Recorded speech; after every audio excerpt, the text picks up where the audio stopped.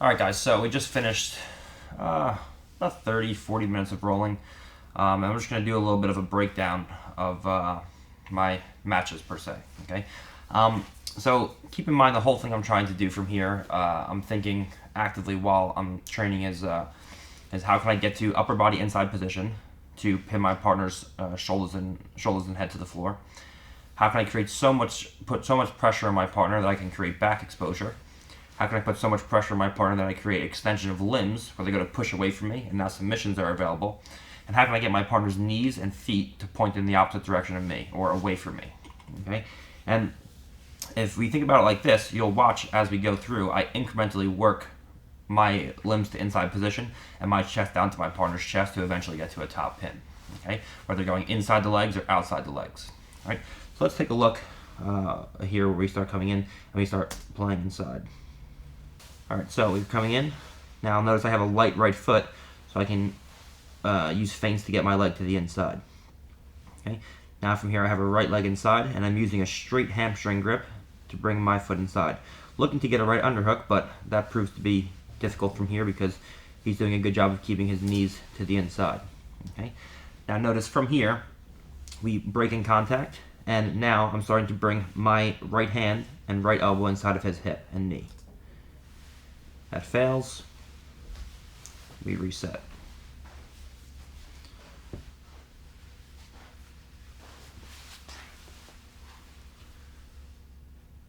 Notice how I'm always controlling the ankles from here and dominating the grip in sequences. I outflank him initially, trying to get my head to the far shoulder, which I do. Could have passed him from here, but he starts turning into me. Now his knees are pointing towards me. So I block his knees from coming up to his chest by bringing my right hand in front of his hip from here and my right shoulder into the pocket of his hip. That makes it difficult now for him to turn into me. Now he still can turtle, but as he turtles, I can just spin around to the opposite side. And now there's back exposure on my part. Which from here, if I want to take his back, I could have, but he ground beat out. Now from here, we're back into a situation where we're back in a 7 butterfly guard, and we're playing from this position. Now he chooses to go deep half. Okay, so from here he starts scooping into waiter sweeps, and I'm trying always to free this leg. What I don't want from here is for him to take his legs and pommel underneath my ankle so he can start to go into X guard and ashigarami and start to go into off balances from there. So I always keep my left ankle shallow, like we talked about in the deep half guard section of the DVD, so that he can't scoop his ankles underneath my leg.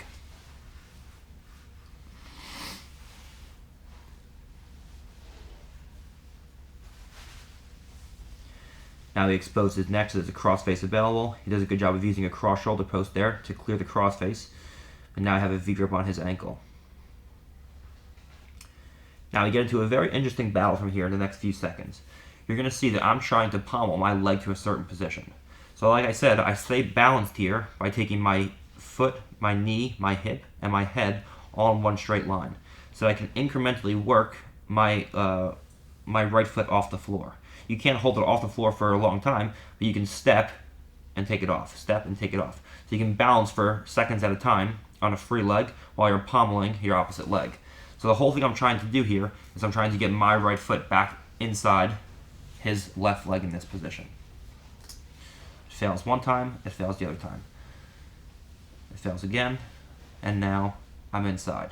Okay, so you notice what we did here is, we can rewind a little bit here.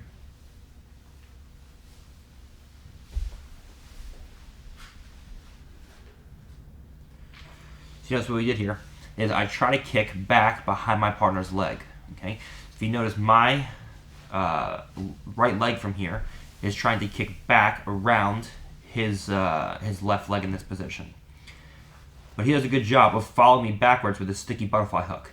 So as he follows me backwards, I initially go back, pommel back and around his leg, but when he follows me, I come back in front of his leg and I use a front pommel to get around his leg instead. And you'll see this in the next few seconds again here. See, I go in front of the thigh. And now I have a position where he reset into butterfly hooks, and I bring my left knee back inside by walking him down to his right hip and inserting my left foot. Okay, so you see already a lot of these passing positions have to do with either a straight hamstring with an inside foot or a cross hamstring with an inside foot. Not the only passing positions, but a majority of the passing I did today was with an inside foot on either hamstring, which is the first thing that we do in the video. Now I'm trying to see, can I get to upper body inside position? He extended his limb because he was about to get past, and now he finds himself into a Kimura with Hoshiro Senkaku, a rear triangle, where he extended a limb, and now I get to my first submission. Now we're in again. I'm faking with the leg, just like boxers feint with the lead hand, and I'm trying to step feet inside. So he beat me to inside position from here, so instead I started trying to get chest to chest and punch in underhooks instead. So when his feet beat me to the lower body inside position, I tried to beat him at the upper body inside position. So now he has a guillotine. So from here, his whole thing is he's trying to get onto his right hip and crunch my chin to my chest with his right elbow. So my whole thing is to stay high with my head so my forehead can base on the floor and he can't roll me over his right shoulder. So that when eventually I do pass, I can can either pass to his right, or if he goes to crunch me over to the opposite shoulder, I can hop to the opposite side.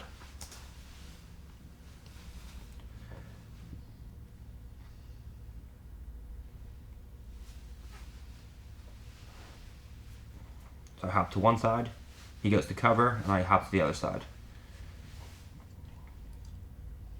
Now from here, if he turns into me further, there's back exposure. If not, he gets his guard passed. A leg, again, on the inside. And notice, I'm posting my hands on the floor. So this is an interesting position here, because what everyone tells you to do is to have heavy hips and pommel with your hands. But what I'm telling you to do is to post with your hands on the floor, so you have heavy hands, and pommel with your feet, knees, and hips.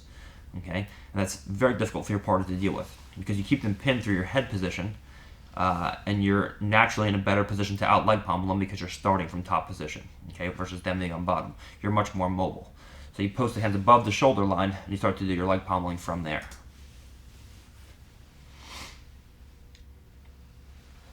Now we were down to a half guard.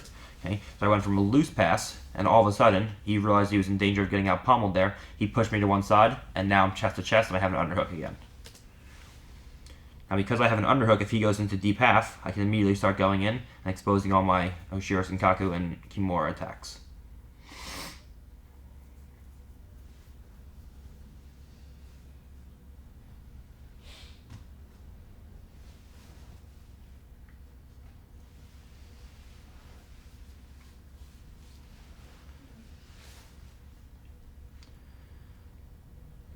I get the leg out. I start attacking the Kimura from here. Now from here, if he releases the leg, there's back exposure. There's still back exposure, but I just wanted to mount him from here just to get to a guard pass.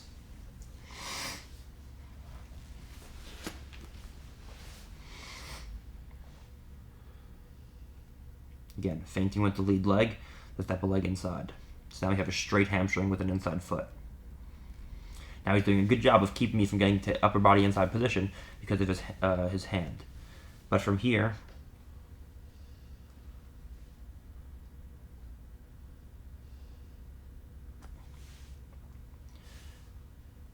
notice he takes his right foot outside of my hip, and that allows me to outflank him to his right side. Okay, so if he plays a butterfly hook, we're in a reverse De La Riva from here, where I have a straight hamstring with the inside foot. So he has an outside De La Riva. If he has an outside De La Riva with the butterfly hook, I look to come in, crush the butterfly hook, and out pommel it with my leg. If at any point his right leg comes outside of my hip with the butterfly hook, there's always positions where I can outflank him by pulling the leg across, and we can go to passes like so. Now the whole thing from here is to bring my knee inside of his hips. I have a cross face, I have an underhook, and we establish chest to chest, knee on belly with upper body inside position.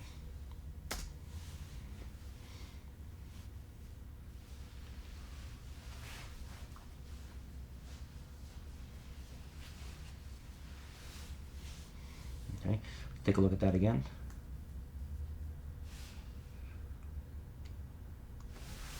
It's a good example of Toreandos where we touch and go. Okay, so we're playing guard, he's playing on his left hip, I'm playing passing, and then I make a switch to the opposite side. Okay, where from here, notice that when I outflank him initially, my hand is inside of his hip, and my knee and my elbow is inside of his knee. So that makes it hard for him to high leg over. Now his right knee from here is still inside my hip.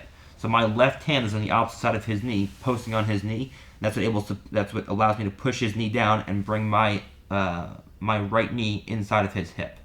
And that's what leads me into a pass from here.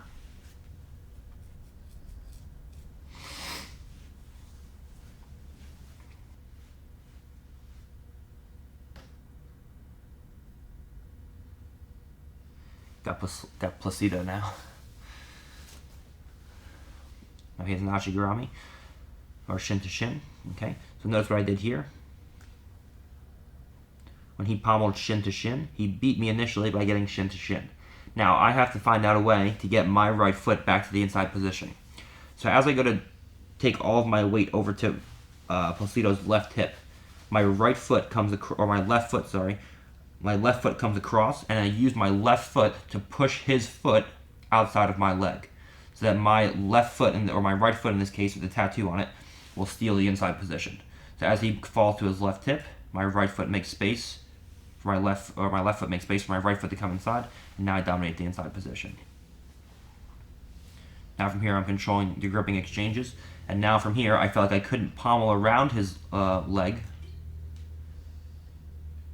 So my right leg's trapped, I couldn't pommel around his leg, and as I tried I got stuck, so I did a front pommel instead, and the front pommel is what brought me in front of the legs, and now my knee's inside of his hip, and now I blocked again his hip with my shoulder.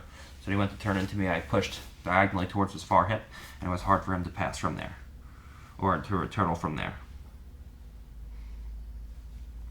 Again, feinting with the lead foot to get a foot inside. Now he puts the underhook in, he scoops into a deep half. I'm scooping his leg to try to control the space between his knees from here. He's trying to get underneath me. I sit around. I try to go into cross ashi, but his knee comes back inside.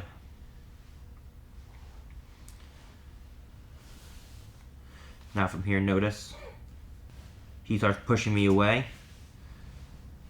The elbow comes away from the body. I sit through. Now there's Kimura danger on his right arm. Right now I have a Kimura locked. And notice my knee position as well. Just like we talked about in the video, when I sit into this butterfly position, it's always a turning of my right hip down, so that my right knee connects into his hip, and a closing of my left knee into his butterfly hook. So when he was to elevate me from this position, you see it's incredibly difficult because of my hip position. Now from here I can easily just post to the knee and step over.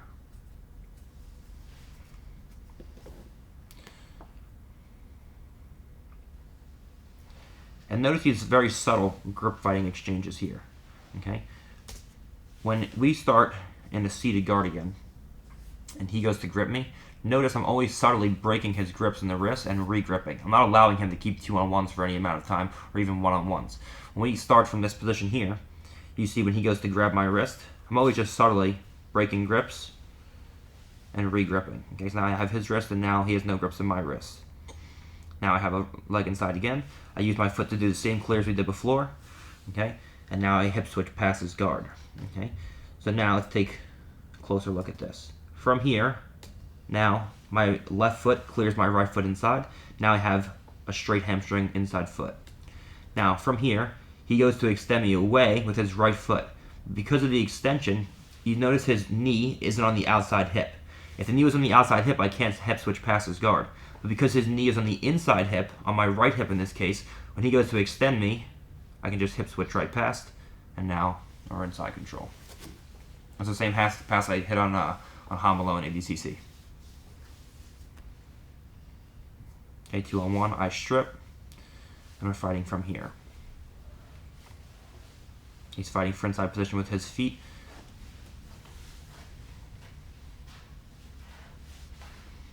From here, you notice I managed to outflank him by hip switching. So I did an initial hip switch, but he does a good job of bringing his right knee into his chest. But now I'm outflanking his legs. So from here, I try to push his leg down, but he does a good job of keeping his left knee to his left elbow, so I can't get inside position with my right hand. So if I can get to an underhook from here, I'd be able to pass him. But he's a good job of keeping everything inside. So now from here, I have to use outside position with double overhooks to pass instead. Okay, so he stole the inside position, but I capitalized in using outside position to pass instead. So now I have outside position controlling his elbows, and I'm going to beat him at the legs now by pommeling through, hip switching past, switching the knees, and now I'm past.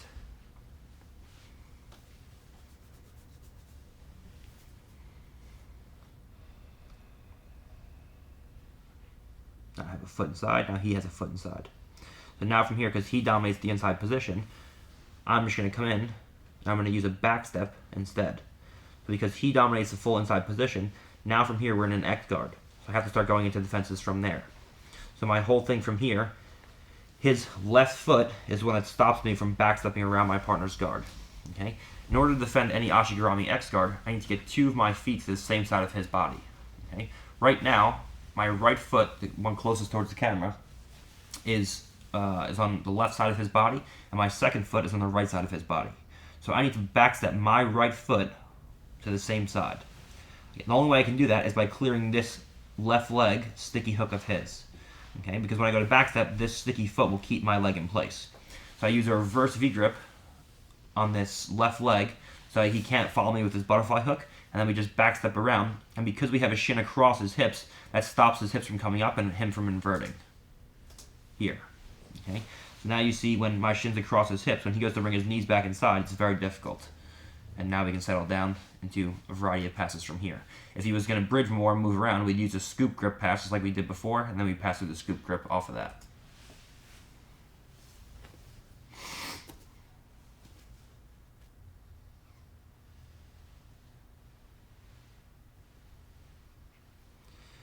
So now I have inside foot, cross hamstring, inside foot, straight hamstring. He exposes a limb. I roll through for Kimura.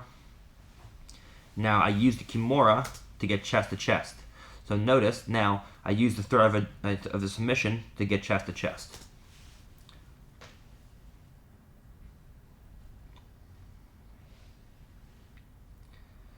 Now that I have the Kimura with the chest to chest, let's use my feet to out-pommel his legs. And since his upper body's pinned, it's difficult for him to be able to do anything effectively from here. Now I have a cross face. Okay, so now I'm getting closer to the upper body.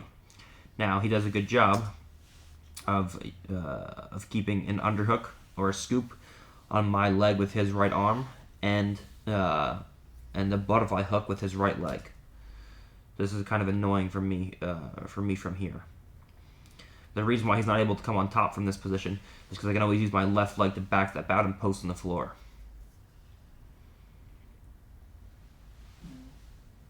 Okay, now he abandons that. Now there's going to be a battle for him going to take my back. Notice, as soon as he goes to scoot out to take my back, I notice his back exposure for me. So my knee drops to the pocket of his hip, just like we've been talking about the entire weekend. Because my knee is in the pocket of his hip. When he goes to take my back, he can't. And I always win the back take exchange from this position because of my knee position relative to his hip. And obviously there's back exposure there, but I just chose to keep the roll flowing through. Okay. And when we landed, I immediately landed an underhook and a crossface, and then it was easy to free my legs from there. Not a crossface, but I had my head to the opposite side. Okay, faking the legs, and inside cross or inside straight hamstring. Okay, once again, we come in, inside straight hamstring. Placido goes to extend his leg to off balance me, and because his knee is on my inside hip, when he goes to extend me, makes an easy hip switch pass to side control.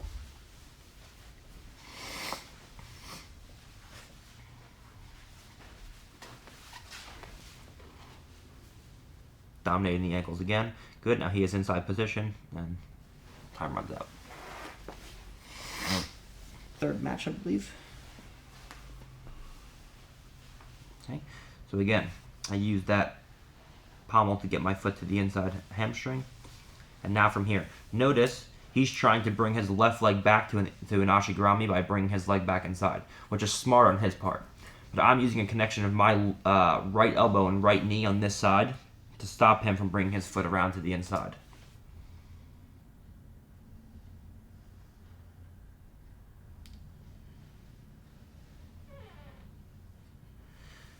Okay, I don't know if you guys saw from there. What I did was I pommeled my outside foot on top of his shin so I can hold his shin down while I use my right hip to hip switch past his guard. So right now, this outside shin is ankle to ankle on him. And because my foot is connected to his ankle, when he goes to extend his right leg to off balance me, it's impossible because it's pinned by my left shin. And that's when my right leg can easily hip switch past. Okay. Now from here, this is technically, I would have just passed him from here, but I let him recover by using his hooks, and we restart. Again, I fight back to that inside foot position. I hip switch past, and now I'm not completely past his legs, but I use that now to come chest to chest. So I was loose passing above my partner. I used the hip switch to get him thinking about something else, and now my head position is essentially a cross face, and I have an underhook with my left hand. So you start chaining loose and tight passing together. Now his knees are pointing away from me, but his feet are still pointing towards me. So the whole thing is how can I get past those feet? Double underhooks now.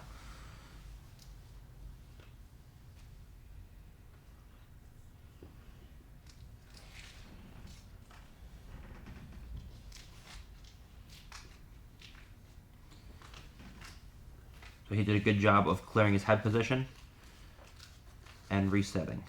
Okay, so if we come back here,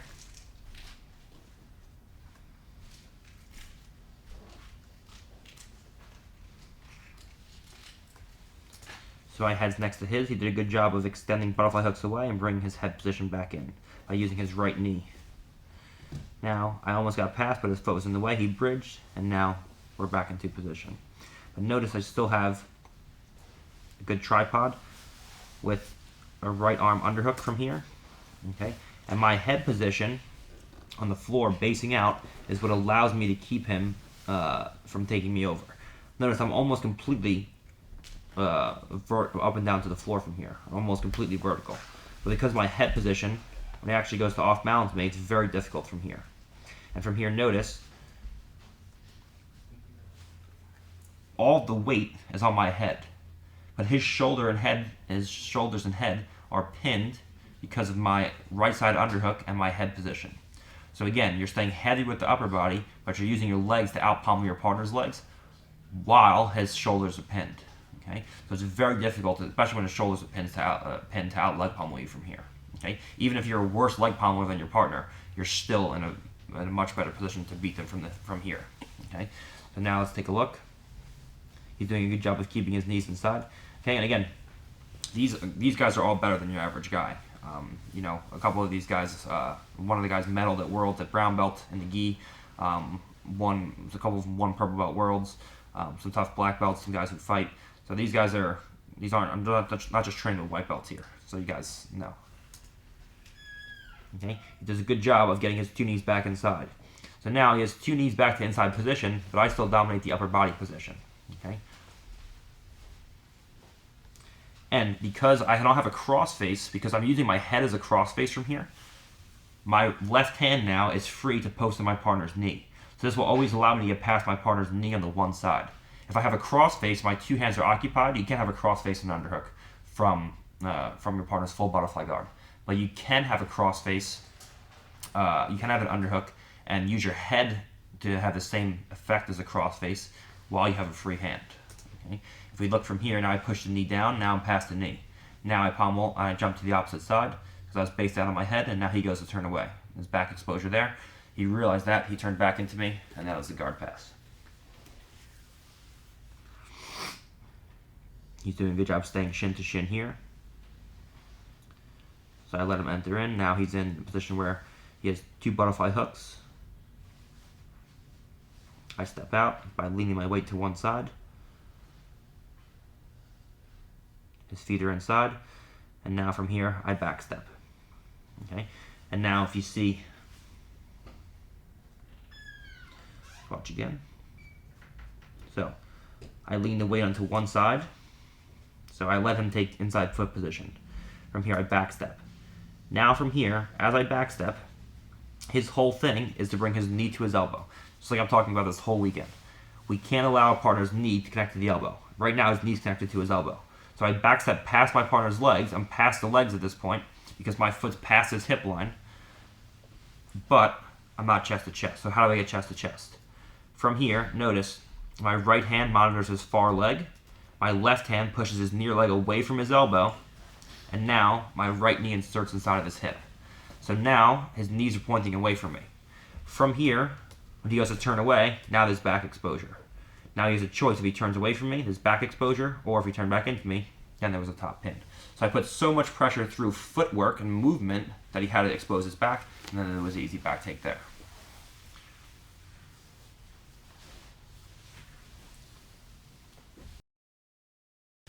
We come in, I hip switch pass.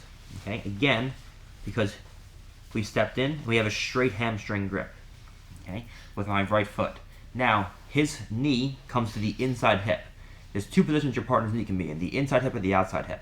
If it comes to the inside hip, that makes an easy hip switch pass where I use my my left hip in this case to connect to his left hip, and I backstep past with my right leg.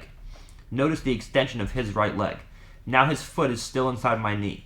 So the whole thing is to extend my leg and then blade my knee in towards my opposite leg to try to get into a pass. Here I got caught. But I did a second hip switch, and that's what allows me to get past his leg.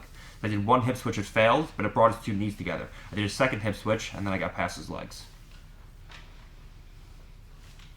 Faking the leg to get inside again.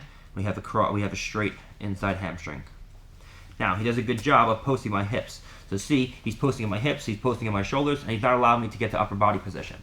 So if I can't get to upper body inside position, I can't get underhooks, I can't get cross faces, I just start posting my hands on the floor above his head and using my legs to pommel. Notice now we're shin to shin. So my left leg did a top pommel, and I'm shin to shin on him. Now I made a pass off to my right leg. So now my right leg is shin to shin and my left leg's outside. And now from here, because my left leg was outside and I did a hip switch past, my right leg controls my right leg in this case controls his right leg from extending into a butterfly hook and catching me when I go to hip switch. Now from here, my left knee comes in behind my partner's knees and pushes them in the opposite direction of his escape. So that from here, my right knee now inserts to where my left knee was, and now we're hip to hip and his knees are pointing away from me. Now when he goes to escape, because we're hip to hip, I can easily cover, and now if he goes to turn away, again, there's back exposure. If he turns towards me, then there's a top pin.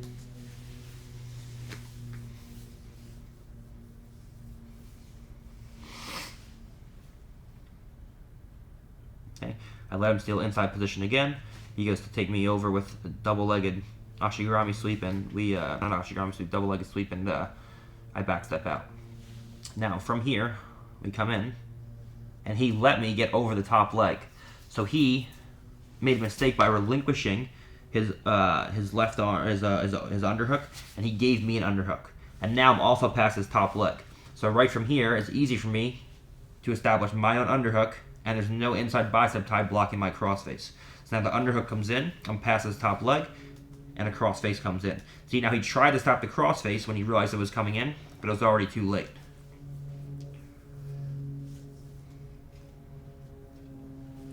Now I look to insert my butterfly hook, and now he has a butterfly hook. So I'm using my legs to pommel past his legs while his head and arm are pinned. And we're past. And notice when I end in mount, again, there's no knee elbow escape on his left side. Okay? Because there's no knee elbow escape on his left side, because I have an underhook with my right hand. There is an underhook, there is a knee elbow escape on his right side, because there's nothing from stopping his right elbow from coming down besides the crossface, which will do a pretty good job, but it won't completely eliminate the chance of his right elbow coming down and knee elbow escaping on that side. So I always make sure that my hips stay turned so that my left knee is inside of his hip. So that when he goes to bring his elbow inside my knee, he can't for an elbow escape, which he just accepted to get his guard pass from there. But in a live match, when he would keep going, he would try to knee elbow escape on that side. Okay, and notice I'm always controlling the ankles. I'm always dominating and gripping exchanges from here. Whenever he posts somewhere where I don't like, I always clear grips off. Whenever he grabs my ankles and I don't like it, I always clear grips off. Now he's doing a good job of posting my hips. Okay, so again, I couldn't get to upper body position because he's controlling my hips from coming close. So there's no way I can get underhooks, cross faces, anything. So I let my legs do the work instead, and now I pommel shin to shin on top. Okay, he's doing a good job of keeping my ankle controlled. Okay, and now I use that to switch my hips and come down chest to chest. So I started with a loose pass, I switched my hips, and now I'm chest to chest. I'm over the bottom leg, I'm over the bottom knee, I'm past the top knee, I have a cross face in, and I have an underhook in. So let's take a look at that one more time. Posting the hips. I extend the left leg, I use a hip switch, and now I'm over the top knee. Immediately into a tight pass now. So you go from loose passing into tight passing. Now from here, again, I have my left knee initially bladed into his hip. So when he goes to bring his right elbow inside my knee to knee elbow escape, he can never invert this knee to bring his knee back inside. Now I put a butterfly hook in.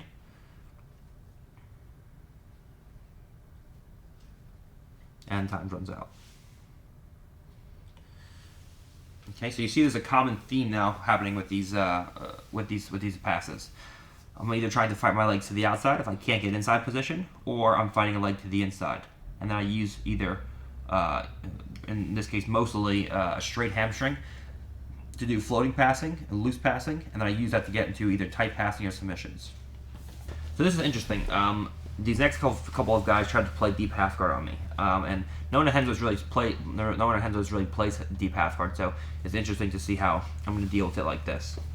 Okay, and we're going to talk about these different positions a lot in the video. So he tries to go waiter sweep.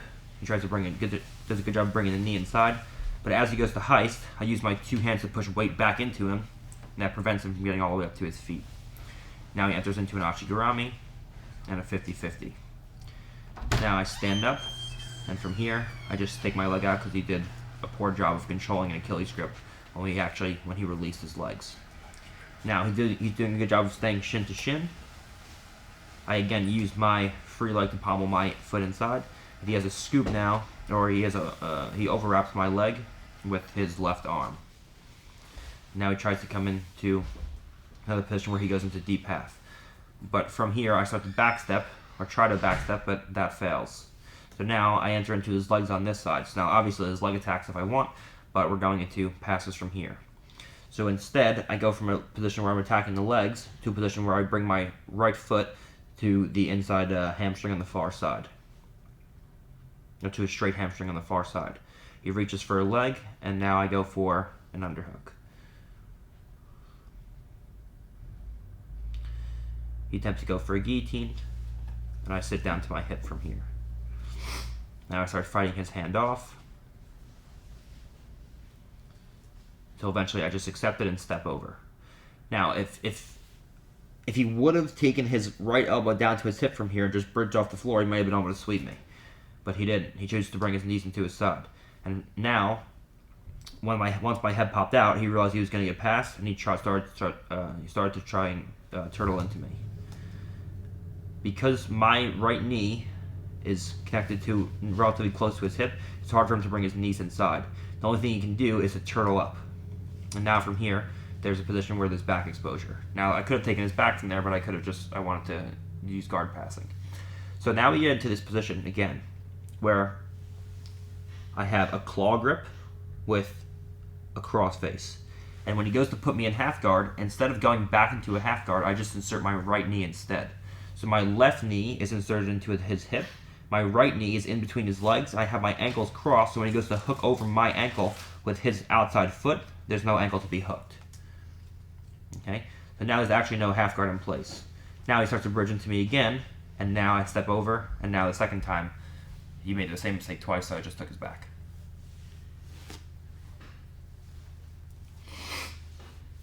I fight for inside foot position, he starts going into deep half. But from here, I get to an underhook. So now, when he's flat on his back from deep half and I have an underhook, there's always Kimuras available. So as soon as he goes in, I just lock a Kimura. I start to put pressure on the Kimura. If he would have given a last ditch bridge from here, okay, because the only thing he can really do to stop the Kimura is start to bridge and start to move me around, I would have just taken out my right foot and started to attack triangles and Kimuras from there.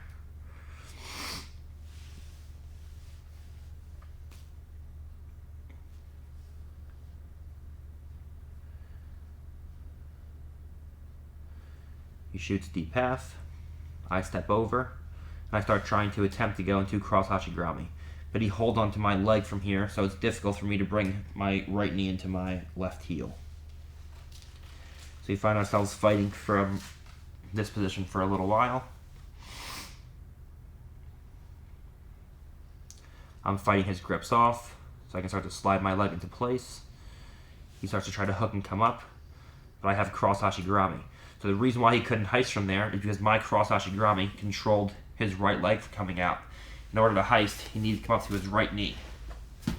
But because this knee couldn't come up to the floor, because my legs had an hashigirami, he wasn't able to heist all the way up. Now again, I have a reverse underhook from here. Now the whole thing for me is to scoot my right knee, or my left knee in this position, down to the floor. So I can connect to the pocket of his hip. But he's doing a good job of not letting that happen. So instead, he pulls my knee across the hip, and I just go back into a cross ashi.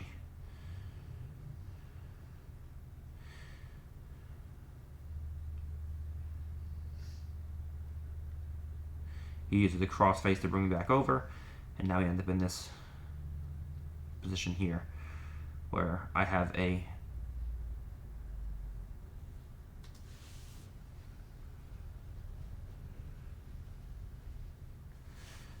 left leg butterfly hook inside. He comes up to his elbow. Because he's on his elbow, now there's back exposure. So from here, all I have to do is slide my my right knee up.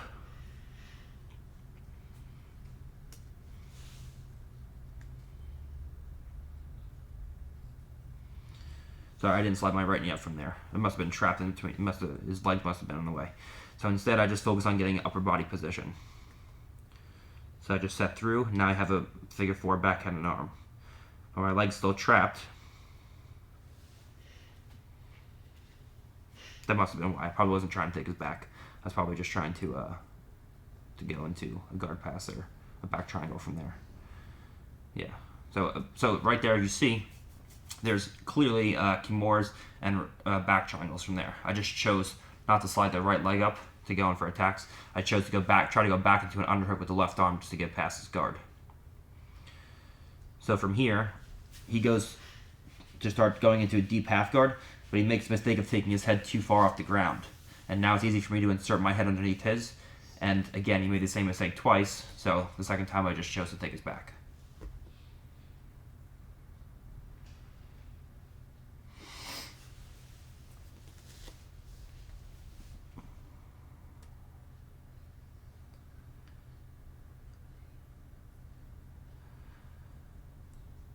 Right knee inside with a straight hamstring.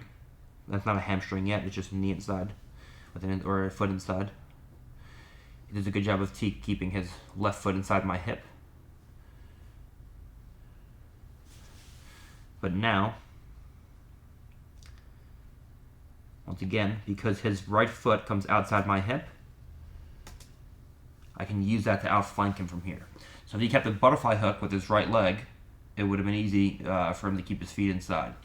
But because his foot came outside my hip, I outflanked him with a leg drag, and now I started putting pressure into him.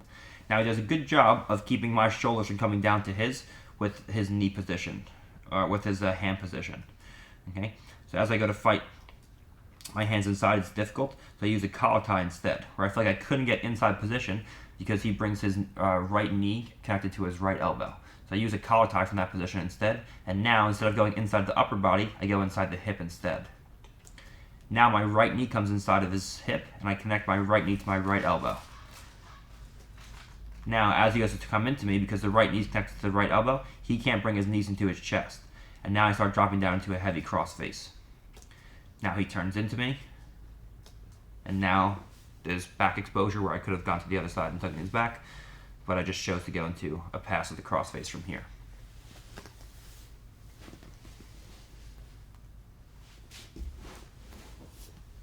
Inside foot. He scoops to the far leg into deep half, but again I have an underhook and a Kimura.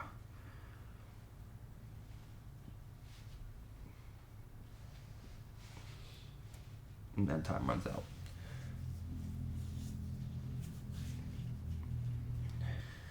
And again, if any of you guys who train with me are watching these videos, thank you guys for being these ukes. Okay, now, one of the guys with the better beard than me. I have a cross hamstring from here, and he scoops into a deep reverse De La Riva. But it allows me to get a scoop grip with my right hand and step around his leg. So now, from here, what the scoop grip allowed me to do was keep his knee off the floor. If I didn't have a right hand scoop grip and he wanted to just bring his left knee down to the floor as I spun around, I wouldn't have been able to insert my left knee underneath his leg, because his left knee would have beat my leg to the floor.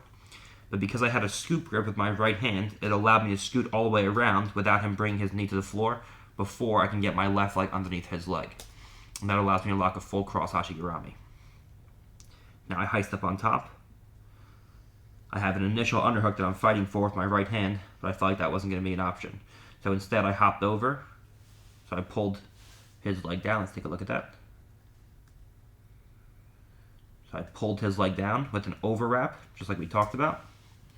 So I felt like I couldn't get an underhook, I pulled his leg down, knee comes to the opposite hip, and I step over.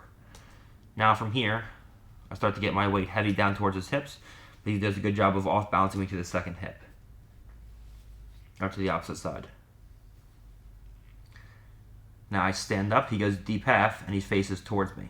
So I peel his grip, and I back step off. So now, I'm back to an inside foot, and we're ready to pass from here. He scoops again, I clear.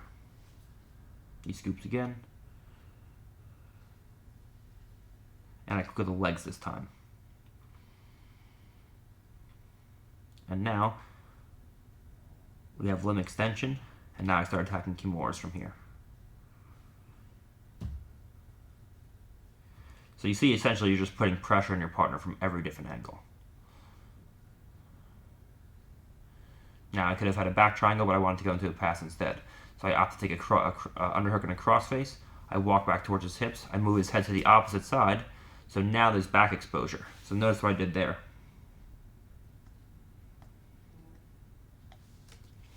So his hand is in a deep half position. He's trying to scoop my leg, but he turns in the opposite direction.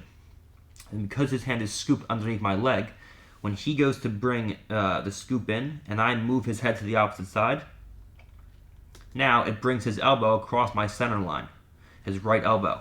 So when I sit down to my hip, now I have a full back head and arm. His shoulder now is past my center line, and now I have a Kimura, where now there's back exposure and there's triangle exposure. He goes to scoop, to go in for a waiter sweep. I recognize that, and I extract my right leg into a position of safety by extracting my right leg. Now, we're in this kind of semi-scramble position where I turn my shin down to block his knees from coming in. And now, we're in a critical position from here. From here, whoever wins a position for battle for inside position is going to win. His goal from here should be, or is, I don't know if he was actively thinking about this, but his goal from here, defensively, is to bring his knees inside of my shoulders. Okay? So if his knees can come inside my shoulders and his shins in front of my collarbones, he can always re-guard. My goal is to keep my shoulders inside of his knees.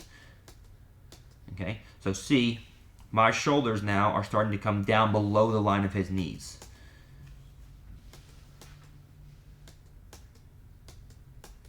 And now, because my shoulders stay inside of his knees at all times, there's a pass there.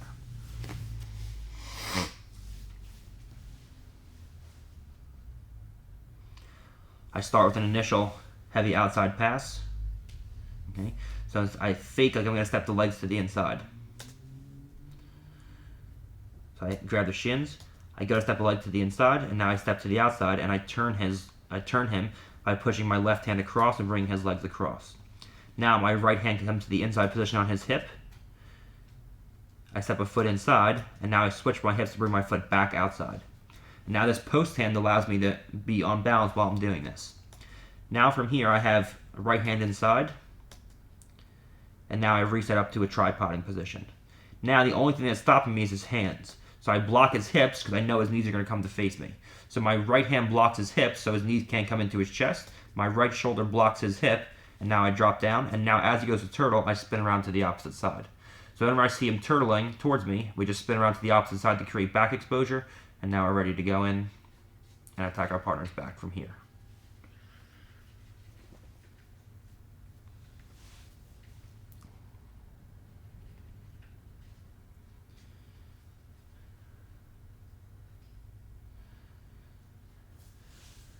Okay, so I'm playing around a little around there with outside passing now. Did a lot of inside foot passing, so playing around with outside passing. And notice I can put pressure on my partner through stepping past the hip line.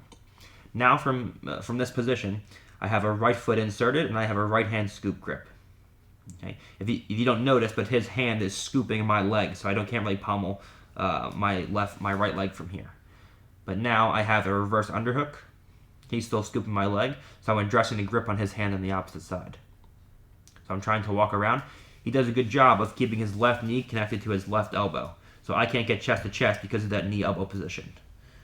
So I'm fighting to get around with my left hand, but his knee to his left knee to his left elbow stops that. So I recognize this, and now I make a transition to the opposite side. Because I have a right hand scoop grip, it makes it easy for me to go from one side to the other, and now from here, what he wants to do is to invert his right knee. If he can shrimp out with his left leg and invert his right knee to face me, then he wins the battle. So I want to pull my elbow back towards me, bring my head above his knee on his quadriceps, and make it impossible for him to invert his right knee. I solidify this with my left hand coming across to the far hip.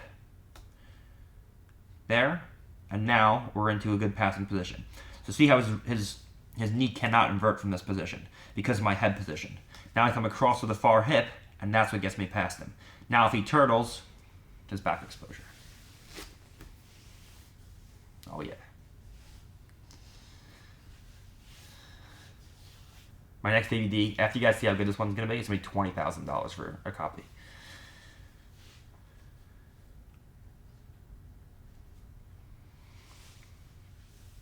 Okay, so here we notice I'm doing leg pommeling, and I'm able to do this because I have a V grip controlling my partner's legs, and I have a post hand with my left hand. So for him to off-balance me from this position is incredibly difficult. And I'm keeping his shoulders pinned with my hip position now. So I'm sitting on top of his shoulders, essentially. Now we end up in this kind of reverse mount position. Now something very interesting happens here. From here, as I go to take my right leg back over, notice I use my right knee to crush his hip down to the floor. So his left knee rather. Okay. So as my right knee comes through, I push with my left hand and the closing of my right knee to push his knee to the floor. And now that brings him up to a turtle position. Now I high leg over and this back exposure. If he stays there, this back exposure. If he comes back down to his hip in the opposite direction, then this guard passing from there.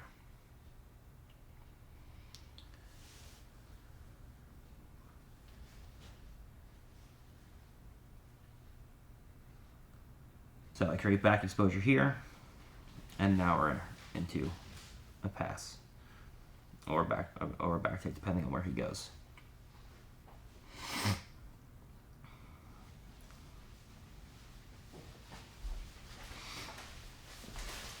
He scoops elbow deep, reverse De La Riva. I clear that and I go to the opposite side. So now let's see how we get into this transition. So he's in reverse De La Riva. I clear that and I immediately look to outflank him on the opposite side by controlling his far shin and pushing his knee by. Now I attempt to get past on that side, but it fails. So now I threaten like I'm going to go back to the other side, and then as he goes to recover to the opposite side, I just hop back to the same side, and now I really go back to the opposite side. Where now I have the same inside foot at a straight hamstring, and I have a scoop grip with my right hand. Now I pin his leg down with my foot so he can't scoop into my leg, and now I look to start inserting my left hand in front of his hip. Because I have my hand inside of his knee on this side, he can't bring his knee inside my shoulder, his top knee. And now, my right shoulder is inside of his right knee. My left shoulder is inside of his left knee. I control the inside position, and we're past.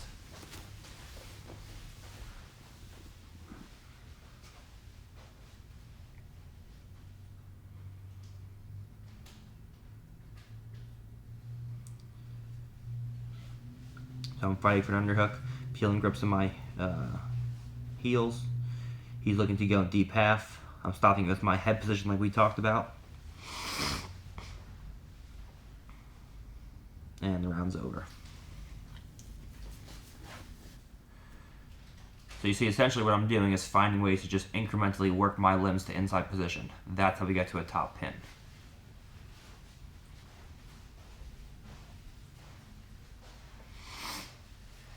Okay. Now he did a really good job of not letting me bring my my right knee down because he kept a really sticky De La Riva hook. So that was difficult for me to deal with. So initially I tried to backstep into a cross hachigurami, but he was smart. As I tried to backstep, he posts with his left hand on my butt. So I can never actually control his knee. So as I go to backstep, he shoots through.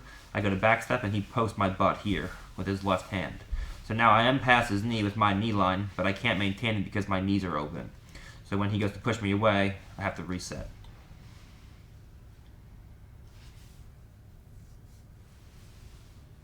Always posting my shoulders with his hands, so I can't get upper body position.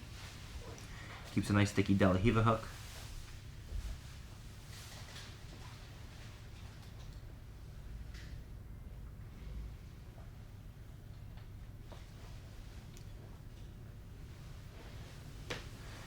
I scoop the leg, try to enter in, but he pushes me away.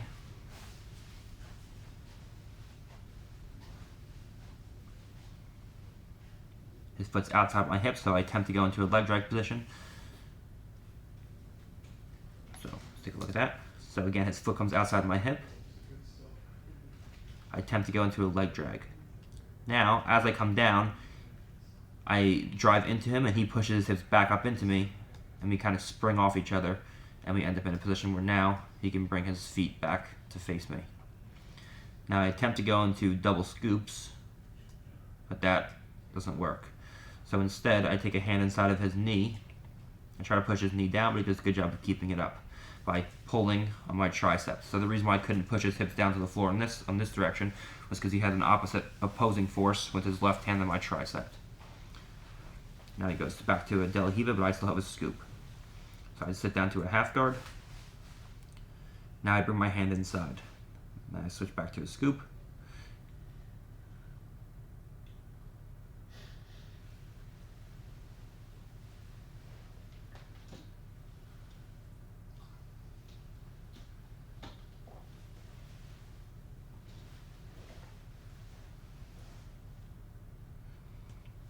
Okay, let's look at this here. So let's play for a little while, actually. Okay. This is an excellent transition here. Okay, so let's just watch the whole transition, and then we'll look over it again.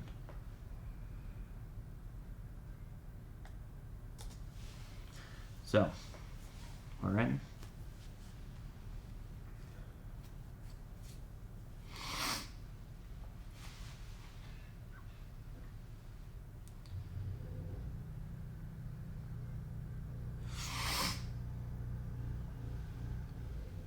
Okay, so a lot going on here.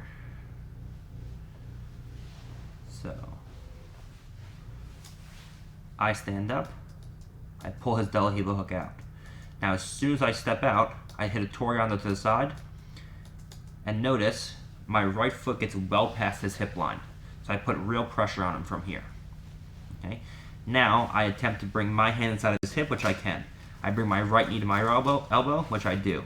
Okay. But he manages to bring his knee back inside. So I have to go a second time where I push my left hand through to push his elbow down. And now I go knee on belly. So now he chooses not to bring his knees back into his chest, which was the issue. If he brought his knees back into his chest, he might have recovered. But instead, he tried to put his feet on the floor and shrimp away. And now that gives me my shin across his hips. Here. Now he's trying to push away from me with the upper body.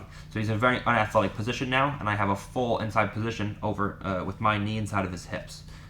Now he tries to bridge into me. So as he goes to bridge into me, now his knees are pointing towards me. So I try to bring, I hop to the other side, so his knees pointing the opposite direction of me. So when his feet are on the floor and he goes to bridge into me, there's no way he can bring his knees back into his chest. So it's okay to hop across his body. If I try to hop across his body and his knees are into his chest, I'm just going to get caught up in his legs. But because his feet are on the floor, when I hop across his body, I end up on knee on belly on the opposite side. Now I'm on his left side, there's back exposure on my part, and his knees are pointing away from me. Now he realizes that, and he starts turning back towards me. So now from here, I drop down and try to get to upper body inside position. But I can't. So now, when I go to come across the opposite side, he scoots out, so I can't, I actually miss the pommel where I go back to knee on belly on the opposite side because he scooted away from me. So instead, I end up in a half guard type situation. But now, he goes to come up towards me in this direction, but I'm already so far behind him that now I have a grip on his far shoulder, and my head is behind his scapula now. So now all I have to do is slide my right knee up. So my right knee starts moving up. Good. Then I start blading my left knee down. My left knee slides up towards his back. Then he starts going to a knee elbow escape. I bring my right knee down. I blade it into the hip. Because of my head position, I pommel my leg free. And now I pommel on top of his far hamstring. So now this holds his knees together. So when he goes to open his knees from here, it's difficult. And I still have that head position behind his back. So now all I have to do is slide my right knee up. This becomes a hook. So if you notice,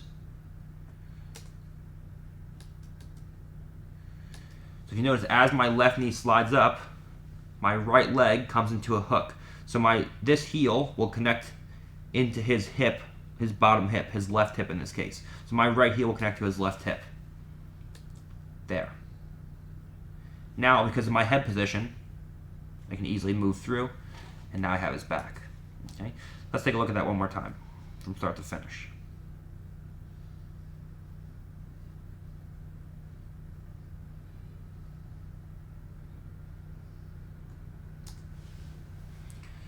Clear the De La Riva. Throws legs to the side. Knee comes in once, knee comes in twice. I switch to the opposite side. I come back to a half guard. I go to initial back exposure, but he goes to knee elbow escape. I bring my knee inside of his elbow. I clear. I pommel on top of the legs. Left knee goes up. Right leg goes into the hip. And now I have his back.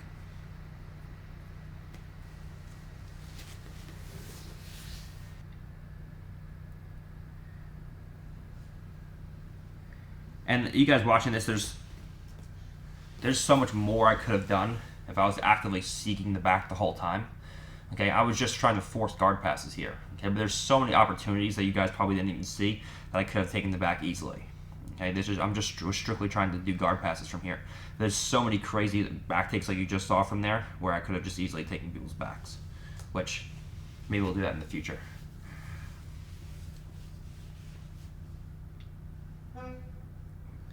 So now he does a good job of keeping his knee inside, trying to keep a sticky De La Riva hook. He's controlling my ankle well, and he's using a cross shoulder post with his right hand, so I can never get inside position at the upper body.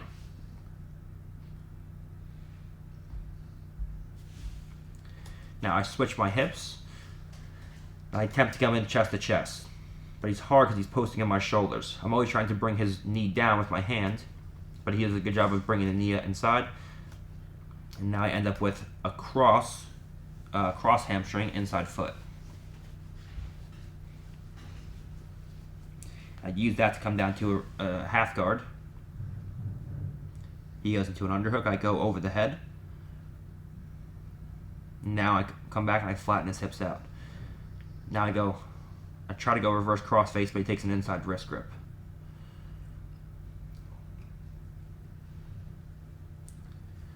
Now I'm fighting. You see how he's posting on my inside bicep tie, just like we talked about. So it's difficult for me from here to get my right hand inside. So we're hand fighting in this position.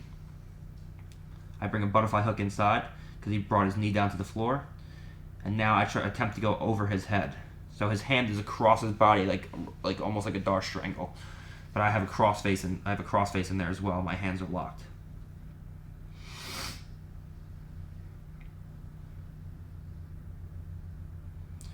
Now he brings his hands back inside. Now he puts the underhook in. I keep that underhook shut down with my head position over his far shoulder. And now there's a critical point. Okay, there's a very subtle position from here, a very subtle battle that's going on that you guys may not realize. I'm sitting mostly towards my left hip. Okay, because I'm sitting towards my left hip, if I can take my right hand down and push his knee line below my knee, okay, if I can free my knee past his top leg, oh sorry, let me rewind it. If I can free my knee past his top leg by pushing it, from here, I can easily bring my knee across and go into a 3/4 mount. So what he has to start doing is pulling my hand off of his knee. So initially he had an underhook. So if we come in, we're here. He had an underhook. So there's no way I can get an underhook from here. So instead of dealing with the problem with the underhook, I started switching my hips and addressing his knee. Now when he felt me pushing on his knee, he had no choice but to relinquish the underhook. Because if he kept the underhook, I would have just pushed his knee down, brought my knee out past his knee line, and brought my knee across into 3/4 mount. So he has no choice but to take his hand out from the underhook and address my hand in the knee. When he does that, now his elbow has to come away from his body. And now from here, he's fighting to get my hand off. Now the separation of the elbow from the body, and now I have my underhook. Now, right from here, this is a very interesting position as well. My right elbow position was a little low, because as I went to pass, he immediately brought his elbow down and tried to bridge me over. Now, notice all the space between my hips and his. The only reason why it's okay for me to base out with my right leg from here is because his feet are on the floor busy bridging. If he brought his knees inside, now he'd be back in a butterfly guard. But he was so occupied with the bridge that I was able to give a big post out with my right leg. And now, before he's able to bring his knees back inside, my right leg is going to hop all the way across and pommel to a far knee on belly on the opposite side. So my right hand is an underhook, I pommel to a knee on belly on the opposite hip, and that brings me across to side control on the opposite side.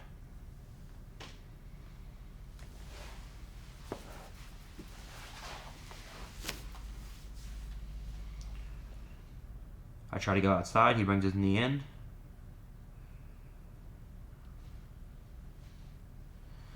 I try to scoop. I try to go back outside. I got poked in the eye, and I lost the contact lens.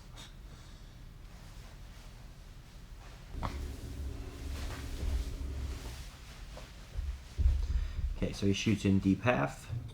He looks at pommel legs. I pull his hand off from the waiter sweep. Now I start to go into guillotines. Okay? So just like we talked about, if I feel like I'm gonna get taken over, or I want to voluntarily fall back over, we fall to the left hip, and we use a combination of the left leg and the right hip and the right knee. My right knee this time is compromised by his overwrap, but my left leg can keep him to a position where he can't flatten me out. And now we crunch his chin into his chest, and boom, we're past the legs. Now he chose to not stay on his back, he chose to roll through from here. We roll through right into a front head. Okay, so you see the guard passing system, it's been chained together with all of these systems. The front headlock system, the Kimura system, the triangle system, the back attack system, the leg lock system, and we haven't seen in this video the armbar system. Okay, but I entered the cross hashigurami, I entered into kimuras, I entered into the back, I entered into triangles, and I entered into the front head. Okay, so when, just like John says, when one system fails, it's overlapped by the strengths of another system. Okay, so essentially what we're trying to do is first you have to learn all the moves in themselves. Then you have to learn all the series of movements that go with one another. You have to learn the entire series. You have to learn all the moves in the series to create one system. Okay, so then you have one system, the leg lock system. You have to do that for every single one of the systems. Then you have to figure out how do I combine them together into an effective unit to be able to attack my partner. And that's when you really start to get good. So it's learning the individual moves, the series of moves, the system, one of the systems, and doing that for all the systems, and then combining everything into one. And you see in this video, the guard passing system laced into front headlock, triangle, back, kimura, and leg locks. Okay, we saw all of the ability to attack all of these positions off the guard passing system.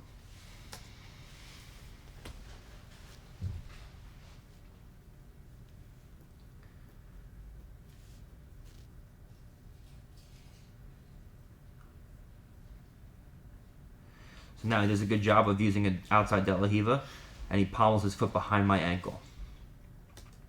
But he makes a mistake of letting me get my right hand across and as an underhook. So now when I switch my hips back, I have upper body inside position with my right hand. I have a left hand post on his knee, and now I push his knee by. Now I'm looking to connect my my right elbow and my right knee. But he does a good job of not letting that happen and me coming down. Now, we get into this kind of scramble position where my right leg comes back across the body. Once again, his knees have to come into his elbows. So I drop my hips down so his knees can no longer come into his elbows to recover. But instead he chooses to try to go up into single legs. And now we're back into our front headlock system.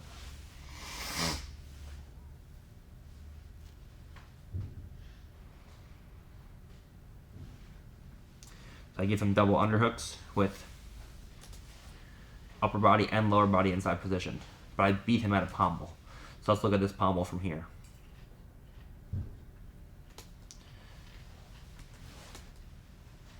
So he overextends his left leg butterfly hook.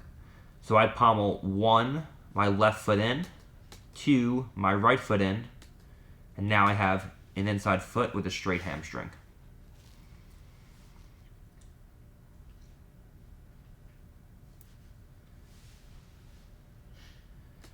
He has a short knee to his chest, so I pommel on top of the leg, and now I hip switch past. Because once again, my partner's knee from this position is on my inside hip. So I pin the butterfly hook down so he can't follow me with the left leg. I hip switch past, and now my right hip connects to his right hip. So his knees are pointing away from me. I dominate the inside position at the upper body. I have an underhook. I move to a crossface, and he's pinned.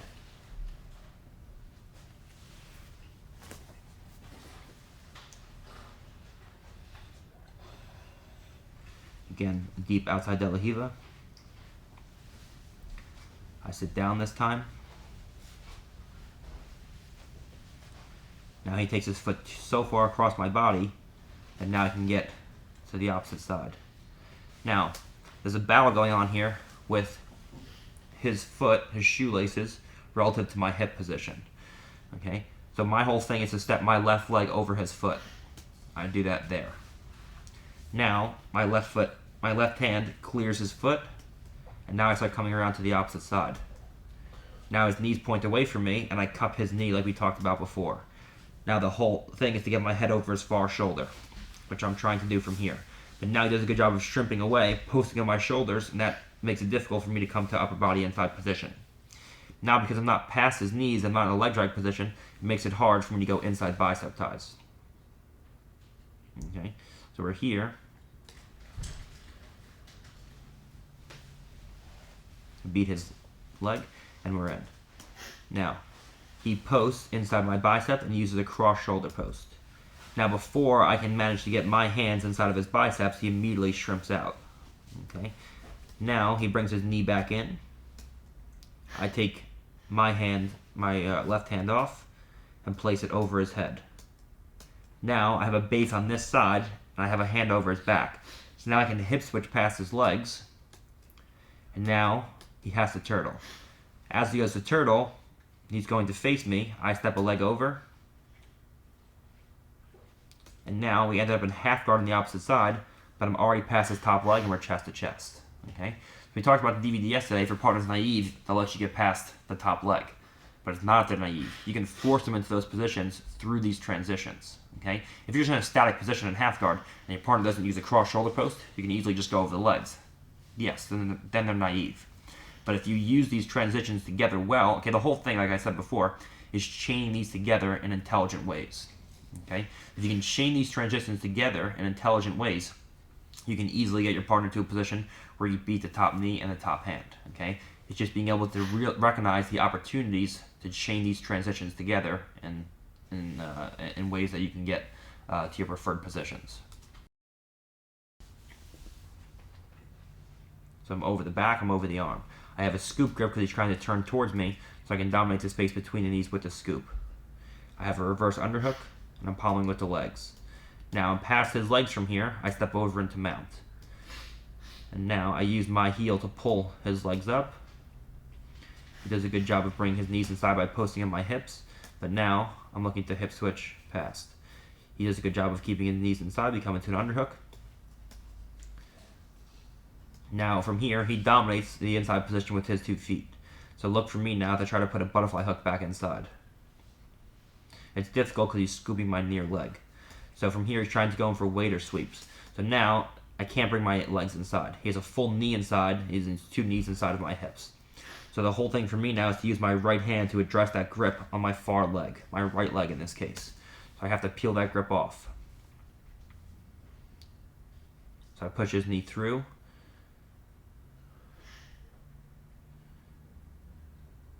Now I peel his hand off. Now he still is inside position. So from here I do a quick hip switch because he has a loose hook, and that brings me past his leg. Now I pommel my foot to a position outside of his legs, where now I'm in a half guard but my foot isn't trapped anymore. And now I just take it out and step around. So let's take a look at that again. So I address the grip, I hip switch past his loose hook, and instead of accepting a half guard, I bring my heel into my butt, here. So now when he goes to lock a half guard, there's no ankle to trap. And now I just extend the leg past, and now I'm going to insert my right knee either into his hip, or because he turtled into me, there was back exposure. So notice, this entire time, I'm actively grip fighting. And you see a subtle moment that I am grip fighting. I'm going to use a V-grip on my partner's trap muscle to get him pushing back. When he pushes back into me, I use a collar tie to put weight over his feet by pulling his head over his feet, and then I step a leg to the inside, here. Now when he goes to pommel his feet, he can't. And my leg's inside.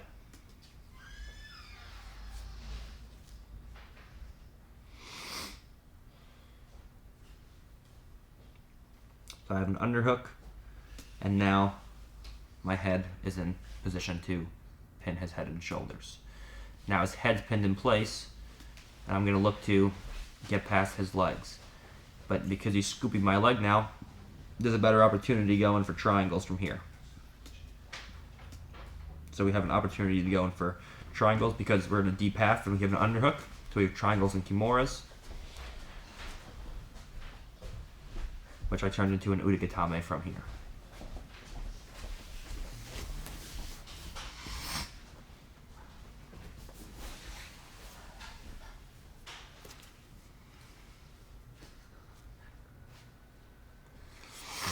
Okay, he goes deep half again, but I have an underhook. He goes to turn into me, but because of the underhook, it's difficult for his shoulder to rise. Again, my post hand makes it difficult, and that underhook makes it difficult for him. Now he turns in the opposite direction, and I step over his head, and now I'm looking to go into a cross Ashigarami on the other side. But he starts grabbing my foot, so it's difficult. And now I have a cross Ashi.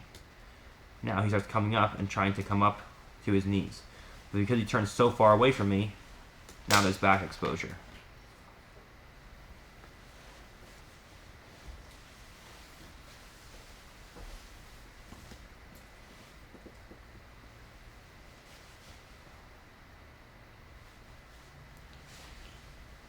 So again, I use my foot to pommel to an inside straight hamstring. He's posting on my shoulders, so it's difficult for me to get upper body inside position.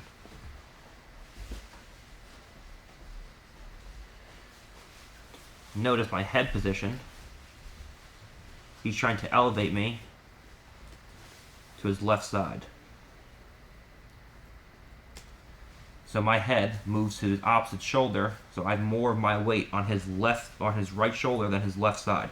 And my hips are loose from here. What holds me in position is my head position. You see how my head's drifting over to his right shoulder? So when he goes to use that right leg to elevate me over his left shoulder, my head position makes that impossible.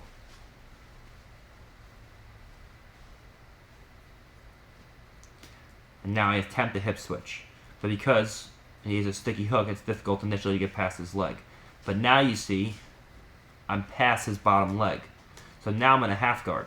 So I use the hip switch this time to not get past his guard, but just to get past his top leg in a half guard. There. Now I'm past his top leg and we're in a butterfly half guard. Now I have a tight waist, I have a cross face, and now I move up to an underhook. Now he does a good job of not initially letting me pommel in a butterfly hook. So my whole thing from here is to make sure that I stay heavy with the left hip and bladed with the left knee. So when he gets to elevate me over his right shoulder, he can't. See, he's doing a good job of raising his knee so I can't pommel a butterfly hook in.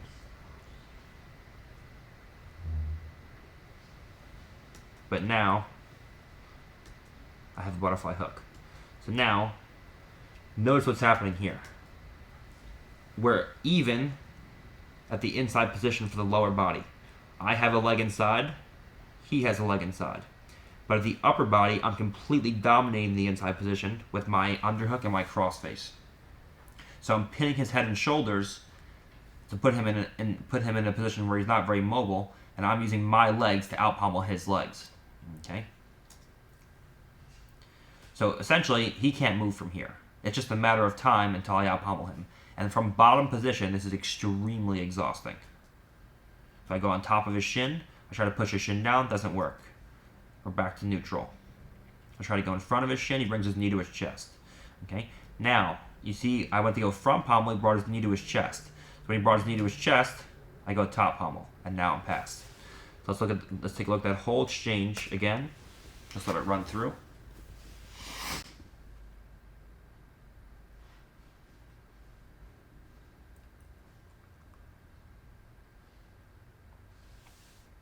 Now, let's look at it again. Okay, from here he goes to elevate, but because my head, again, is over his far shoulder, he's trying to elevate me over his right shoulder in this case. My head drifts far over his left shoulder, and there's no elevation to this side now. Okay, and in the one before this, he was trying to elevate me over his left shoulder, and my head drifted over his right shoulder. Now he's trying to go over his right shoulder, and my head's over his left shoulder. Okay, so now I try to go on top of his leg. My foot slips off. He does a good job with his hand of physically peeling my shin off. So I go on top of his shin, and notice his right hand comes down and pushes my ankle off. So we're back to neutral. Now, I try to come in and go in front of his leg, but he brings his knee into his chest. But now he sacrifices the stickiness of the hook. So because there's not a sticky hook anymore, we put him in a dilemma of a short knee, sticky hook. If the knee comes into his chest, I can't go in front of his leg, but I can go on top of his leg. If I try to pommel on top of his leg and he brings his leg up, then I can go in front of his leg because now the sticky hook brings the knee away from his chest. And now I'm passed. Now my left foot comes off, and immediately I blade my left knee into his hip. So notice his right elbow now is in the outside position versus my left knee. So when he goes to knee elbow escape on his right side, because my knee position is on the inside, he has no ability to knee elbow escape. And because I have an underhook with my right hand, there's no ability to knee elbow escape on this side because his hand's all the way up over his head. And now we're passed.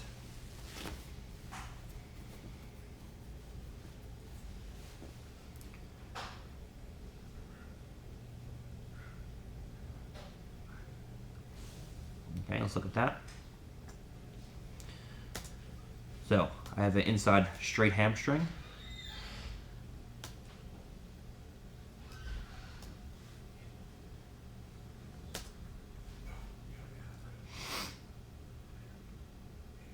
Okay, notice he has to address my knee from here because he's felt that earlier in the match he was getting out pommeled if I get to this prime passing position with a straight hamstring. So what does he do? He brings his left elbow inside of my knee to knee elbow escape. But now his hands aren't occupied on my chest anymore. Okay, so let's let it play for a second. Now we're chest to chest. Okay, so from here, when he goes to pommel, when he goes to bring his elbow inside my knee to come in and start opening up my knee to push my knee down below the line of his thigh. Now his hands are no longer occupied on my shoulders. So now it's easy for me to use my left hand to push his right knee down and slide into a half guard on the opposite side. So as he goes to recover this knee, my right knee is going to end up over here, and I'm going to end up in half guard on the opposite side, chest to chest, because he wasn't monitoring my shoulders now. He let go of my shoulders. He relinquished the shoulder control to try to fight the knee. So now I'm chest to chest with a half guard pass from here. Now I have a tight waist to control his hips. Now I use my left hand to push myself over his knee. And now, again, we're over the top knee and the top hand. Now we have a cross face in place. Now I try to bring my underhook in. I use an initial inside bicep tie.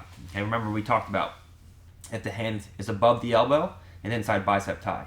If the hand is below the elbow, we use a reverse cross face. So I use an initial inside bicep tie, but he shoots the hand down. So you see how that fails. I can't connect my hands from here. So I go to a reverse cross face. He goes to bridge. He can't bridge. I go back to a reverse cross face, and from here we're in. The reason why he can't bridge is because my head's so far over his left shoulder, it makes it very difficult for him to actually move me around from here. Okay? Notice this angle where my head's coming far over his shoulder. If my head was on this side of his body and he bridged, I'd be off balance all the way over to the side, even though he's very small. But this angle driving towards his far shoulder makes it incredibly difficult for him to move me from here, even if he was my size. Now, as he comes back down, reverse crossface, and the elbow comes in because his hand is lower than his elbow. Now, the hand comes in, and now he has an inside bicep tie. Now, crossface comes in, underhook comes in.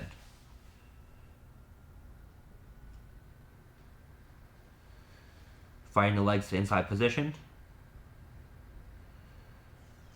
Pommeling through here while keeping his legs pinned. He does actually a really good job of getting back to inside position with his legs. But as he does that, now we come up. I feel like it's going to be hard to pommel on top because he's raising himself with his sticky hook. And if you notice, his left elbow is relatively close to his left knee. So because his left elbow is relatively close to his left knee, it's hard to front pommel as well. It's hard to front pommel because of the knee, the elbow position. It's hard to top pommel because of the sticky hook. But now it's easy to slide my knee across the body and end up into kind of a semi-knee slice position. Okay, where now I have a right hand underhook. Okay, so in that transition,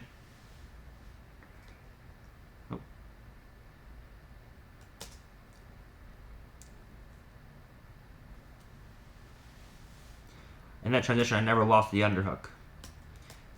Now, I get my knee down to the floor. My head comes down next to his head.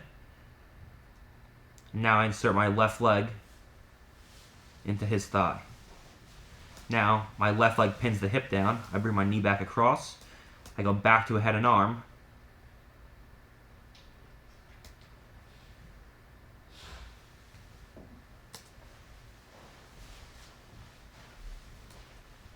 Now I feel I'm going to bring his knees in. So I block his knees from coming in by bringing my right knee across. But notice, my shoelaces still stay on the back of his hamstring. So that when he goes to open up his knees from here, he brings me to the opposite side. Now I have an underhook on this side. So he brought me to the opposite side, so I chose to go back across. When I did that, he did a good job bringing a butterfly hook back in. I still have an underhook. So now we're just back in the same position. He manages to bring an underhook back in. But we're still chest to chest.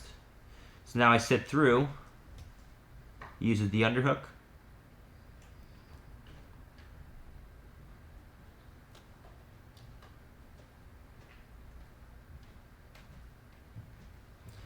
I go all the way over the top. I got to push the knees down.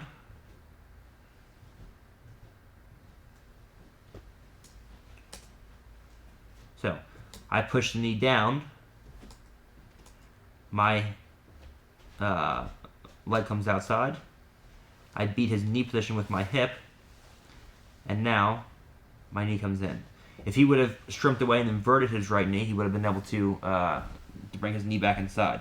Because he just shrimped away and his knee stayed in that position, he wasn't able to beat my hip with his knee. Now, I know he's going to shrimp towards me. Okay? I know he's going to try to come in towards me after I get past. So immediately, when I feel him coming in towards me, I take my left hand over his head, so that now my right hand can come in front of his hips and block his hips. And I just start walking around to north-south. And again, we have that position of the connection of our head to our partner's hip, our shoulder to our partner's hip, and now when he goes to turtle, now this back exposure.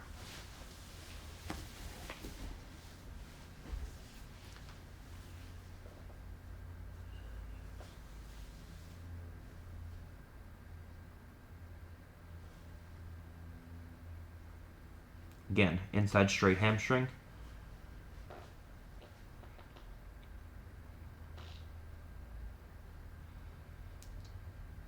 And now I have the upper body position, and I have my head doing the same motion as a cross face.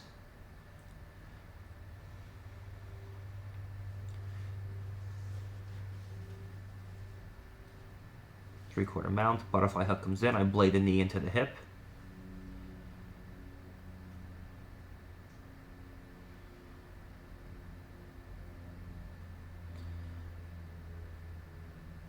I pommel across, so I fake like I'm going to go to mount.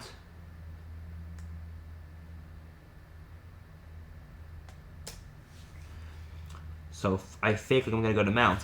When he brings his knees towards me to knee elbow escape,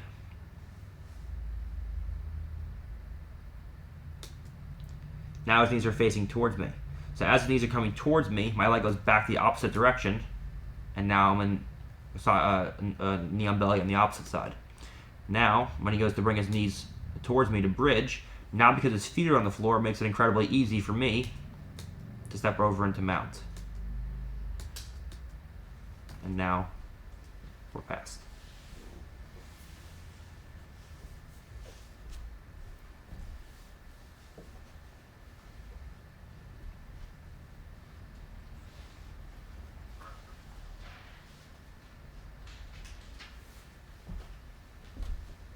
So, settle into a half guard, he has a low knee shield. So I sit past his knee shield, and I go to a reverse underhook. So let's take a look at that again. So, I sit past his top knee, and I go to a reverse underhook. Now, he's smart, my knee's off the floor, and he starts pommeling a butterfly hook in. So now we're essentially in the same butterfly half guard that we were before. So he started chaining things together. We started in a low knee shield, I switched my hips. So in the passing DVD, we did half guard, knee shield, and then butterfly guard, separate kind of different things.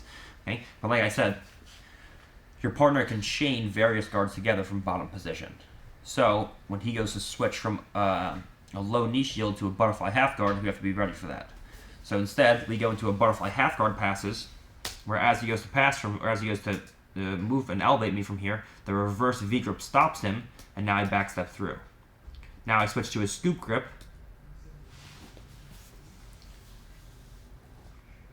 and I go from a scoop grip to an overwrap. Okay, we could have passed from either way from there. I just wanted to give you guys a little variation in the techniques. We go to an overwrap. We have our knee connected to the hip. We step over into mount.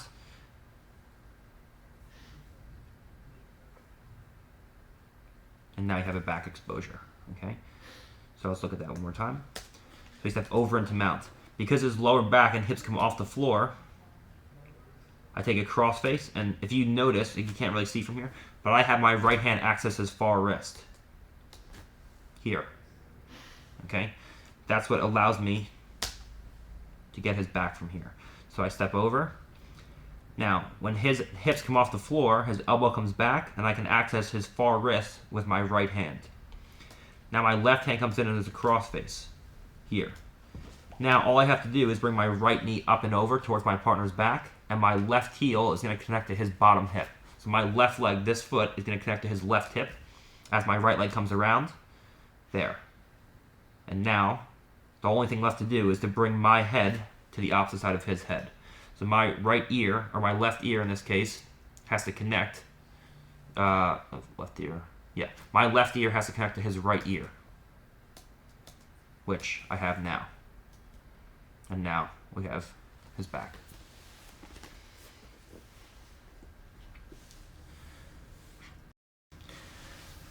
So, you see what I'm doing is chaining the three kinds of passing together. Loose passing, tight passing, and submissions. Okay? You saw very clearly in this breakdown that I start initially with loose passing. If you can get into tight passes right away and get upper body position, that's great. But with anyone good, it's very difficult to do that. So you start with loose passing where you float your hips over your partner. Then you either out pommel them there and you pass them, or when they start to push on various parts of your body, you chain it with tight passing. Okay? If they start to push away with tight passing and they make enough space, then you can do hip switches and you can get past your partner's guard. But you see how much pressure you put on anyone you train with when you chain all three types of guard passing together. You saw multiple submissions, you saw multiple tight passes, and you saw multiple loose passes. Okay? And you saw a combination where I would pin the hips or the shoulders and head down to negate movement, which is technically a tight pass, but then in the same style of passing with my legs that I was doing in the loose passing, where I couldn't get upper body position. Okay?